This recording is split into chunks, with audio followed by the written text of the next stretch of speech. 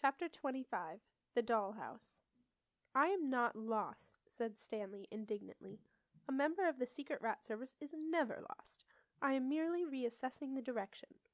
"Well, get a move on and reassess a bit faster," said Jenna, glancing along the street, "before that man from the docks catches up with us. I'm sure he followed me." Stanley and Jenna were in the middle of the Rope Walk, a street just off Tavern Row in the seedier part of the port. Jenna had dismounted from Thunder when the rat insisted that the extremely ramshackle house in front of them was Florrie Bundy's lodging house. Unfortunately, it was not. It actually belonged to the notorious Port Witch Coven, who were most definitely not white witches and did not take kindly to a rat banging on their door late at night. Stanley had narrowly avoided becoming a toad.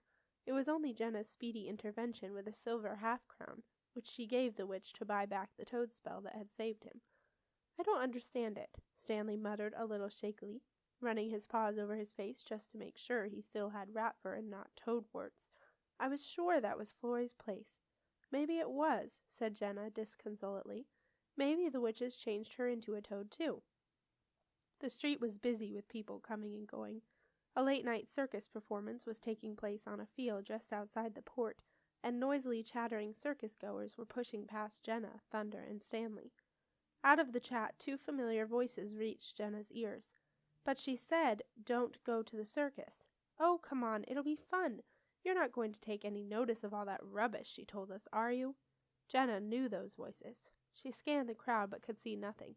"Septimus? Nico?" she shouted. "That's funny, Sep," said a voice behind a very large woman who was walking toward Jenna, carrying two huge picnic hampers. "I thought I heard someone yell our names." "Probably some other people called the same." "No one's got weird names like us, Sep, especially like you."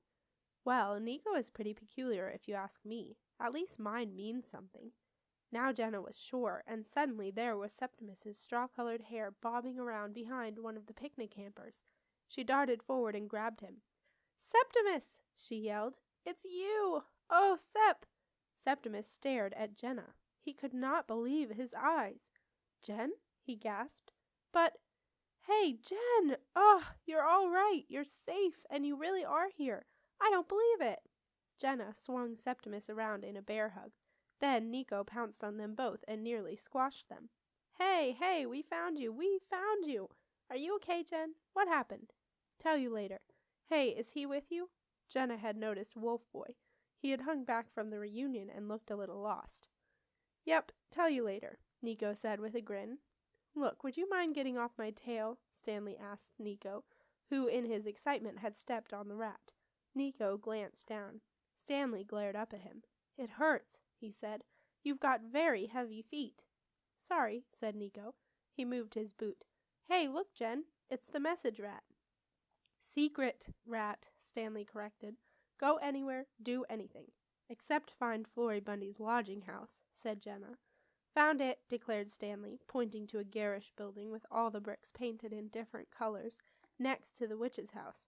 On the door was a big hand-drawn painted sign that read, "The Dollhouse. Board and lodging for discerning customers. No credit. She's decorated since I was last here, and changed the name. Follow me." 10 minutes later, the horseboy had taken Thunder to the stable at the back of the house, and Nurse Meredith, a large, disheveled woman with mad, staring eyes, had told them that she had taken over from Florrie not long ago. Nurse Meredith had carefully counted out Jenna's money 3 times, and thrust it into a deep pocket in her none-too-clean apron. Now Jenna, Nico, Septimus, Wolfboy, and Stanley were following the bulky figure of the nurse up a dusty flight of stairs. "You'll have to go in the annex," she told them, as she squeezed around a particularly tight corner. "It's my last room. You're lucky. I'm very busy tonight, what with the circus being in town. Very popular with the circus crowd, I am." "Really?" said Jenna politely, carefully stepping over a large doll that was sprawled across a step. The lodging house was stuffed full of dolls of all shapes and sizes. They were imprisoned in glass cases, piled high on overcrowded hammocks slung from the ceiling and nailed to the walls. An endless array of dolls was lined up on the stairs, and Nico had already managed to tread on at least 2. Septimus was doing his best to avoid even looking at them. The dolls made him shiver. There was something dead about their gaze, and as he passed each one he could not shake off the feeling of something watching him. Mind my babies, said Nurse Meredith sharply, as Nico stepped on yet another doll. You do that again and you'll be out of here, young man. Sorry, Nico mumbled, wondering why Jenna wanted to stay in such a strange place. At last they reached the top of the house, but as they did so, a loud banging on the front door reverberated up the stairs. Nurse Meredith leaned over the banister and yelled down to the skivvy, who lived in the cupboard under the stairs. We're full, Maureen. Tell him to buzz off.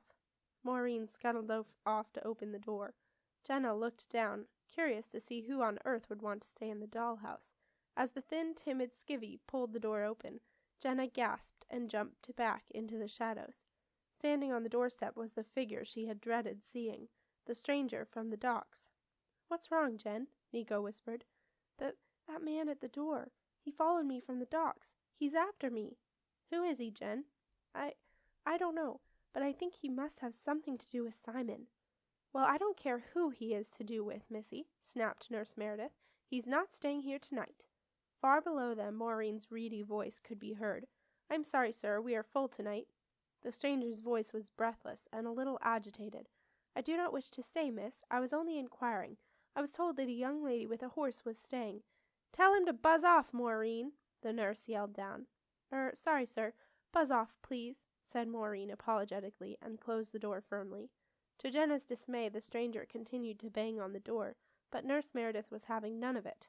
Go and chuck a bucket of dirty dishwater over him, Maureen, she yelled crossly.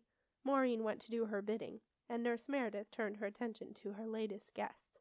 Follow me, please, she said, and she climbed out of a tall window. Jenna, Nico, and Septimus glanced at each other. Follow her out the window? Why? Nurse Meredith's head appeared in the window. For heaven's sake, I haven't got all night, she chided. Are you coming or not? Because if you're not, I'll go and get the gentleman that's just called and let him have the room. Ungrateful kids. Jenna quickly climbed out the window. No, don't give it to him. We're coming.